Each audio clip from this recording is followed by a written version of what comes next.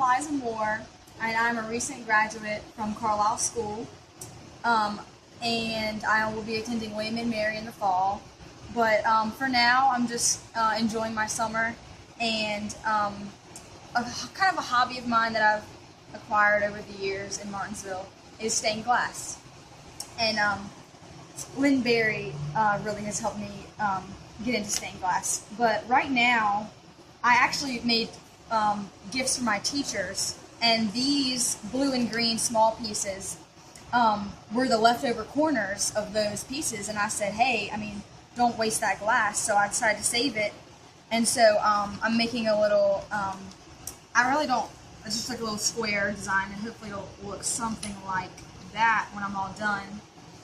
And so I didn't have to cut the glass because it was already left over from the pieces that I made. And so the next step after that was to smooth the edges so you don't cut yourself on the edges of the glass. And that's done using a machine back here. And once you smooth, you grind it on this. Tell us more about this machine. This, I'm pretty sure this is like a diamond, some sort of diamond bit type of, maybe just kind of a grinder. And what you do is, you don't have the metal on it obviously, but you move the glass along the edge, and it just smooths the corners down. So they're still maintain their shape, but just they don't have that sharp edge anymore that they had before. I understand. And so that allows you to put foil on the edges. Okay. And so it doesn't slice through the foil that you're putting on the edge. And Okay. it's really, it's just a foil tape actually, and it's copper, and so it's sticky on one side and then not on the other. And you just place the glass in the center of the tape and fold the tape over the edges. And so that's what I've been doing actually right now, as I have one more piece to do to finish this up. And so you just want to make sure it's in the middle, and then you wrap it over and connect all the edges. And so then that is your surface that allows the solder, the hot metal, to stick to the glass. And so I see. yes. I'm sure you were great at jigsaw puzzles, weren't you? Yes, actually I really do love puzzles. All right, continue. And geometry too, so that kind of helped. So once you end up, you wrap your piece in foil. And so, as I said, this allows the metal to stick, but an important step to allow the metal to stick is using a liquid called flux. And so you have a brush, and you brush the flux on to the copper foil, and that allows the lead solder to attach to the copper. And so that chemical, I'm not exactly sure what it is, but that allows for the lead to bond to the copper. And so that's what connects all the pieces together. And the first thing you do is you put the lead onto all the edges of the copper on each piece, just to make, you basically just turn the kind of copper color into silver. And then once you do each piece turn silver, then you set it up on a wooden board like this. You can see where it's burned. You set it up onto that, and then you end up dropping the metal onto each of the corners where the glass connects, so you can create that bond. And so then once you create that bond, then that allows for you to go ahead and make the bead all the way across and connect all the pieces together. And so that's really what I'm working on today, and hopefully I could probably finish this up in maybe an hour or so. I see. And you mentioned one is dedicated to your mother? Yes, this is hopefully going to be my mom's birthday present, which her birthday's at the end of June, so. Oh, now that is very sweet. Yes. I'm sure she would value a gift that was actually handcrafted, Yes. as opposed to one that you went out and bought from, somebody that's a vendor of stained glass. Yes. And I get to have fun while making it too. What are your favorite colors, if I may ask? My favorite colors are, even though this is blue and green, I would say my favorite colors are purple and green.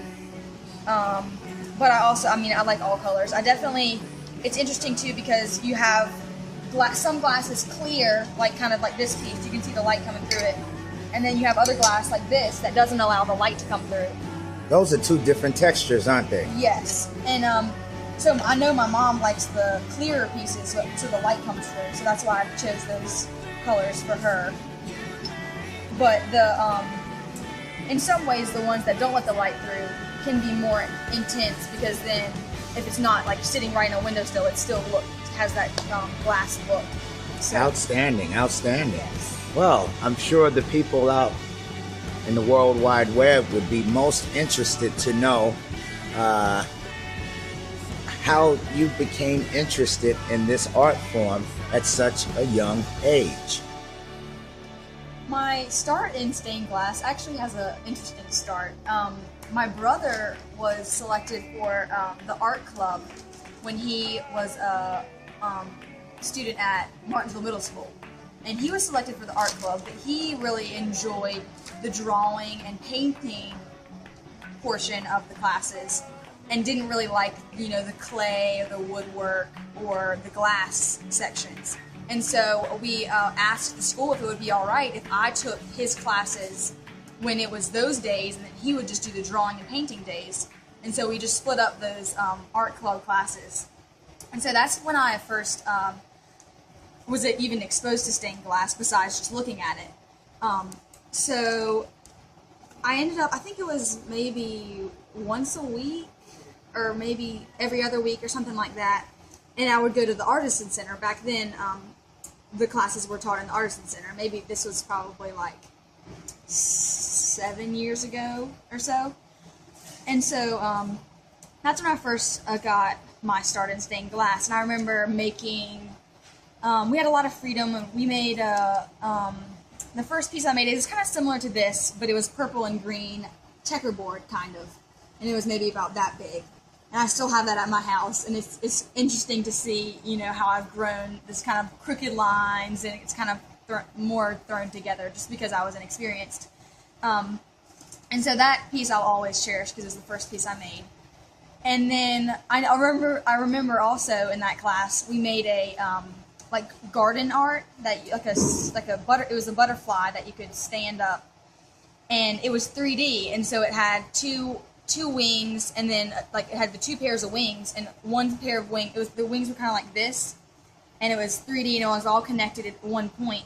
And I think the day we made it, I was able to get the wings and everything to stay, but through the years that piece didn't really withhold its structure, and the 3D wings actually have broken since then. Would that be weather related? I almost don't think it was weather related. I think it was just I didn't quite have the skills at that point. And I mean, I still don't do 3D pieces very often, just because they're more difficult. And so then that class, I think I did that in 6th grade and 7th grade maybe. And then I wasn't involved in the stained glass much. I got back into it. I changed schools to Carlisle, and Carlisle offered a class for, it was just an after-school class, and they just asked if any students would be interested. And so I think it was last spring, I went back over to the Artisan Center. I think it was every Wednesday for maybe 2 or 3 months. And so I did some more stained glass there, and that was really great because I, rekindled that love of stained glass. And a couple of my friends also did that with me, which was nice. And then we also, with that program, there are international students at Carlisle from China, Korea, and they got to experience stained glass too, which I know they enjoyed, and they were glad to have that exposure to art in Martinsville. And so that's really how I got my start. Then this past Christmas, I made some Christmas gifts for family, and that was the first time that I had ever come at Studio 107, which was just a new location. And I thought, it's great because you can have the multiple artists all together in the one location. And so I made a angel and some holly at Christmas time. And then just maybe this past May was when I started making gifts for my teachers. And then, as like I'm saying now, I just is making stuff just kind of just for the fun of it, just to keep the stained glass hobby alive. And I'm hoping when I go to college, I'll be able to find some sort of studio to make sure that I keep if not just to visit, maybe even to go and work. So that's kind of how my stained glass experience has progressed. Wow, you're only 18, am I correct? Yes, sir. But you seem like you have gained the experience and the wisdom of someone Gandalf, the White Wizard's age from the Lord of the Rings. Wow, where do you see yourself at 10 years from now? Will you be doing stained glass for the Vatican, or tell me how deep your passion runs? I think it will always exist, and maybe I'll sell stuff later in life. But I think my goal for stained glass is just to keep it as an outlet just as an outlet for art, and an outlet to maintain that just as a hobby, and just to enjoy the different colors and shapes, and just making it as gifts is really significant. Just to have fun creating it and then just give it away. So.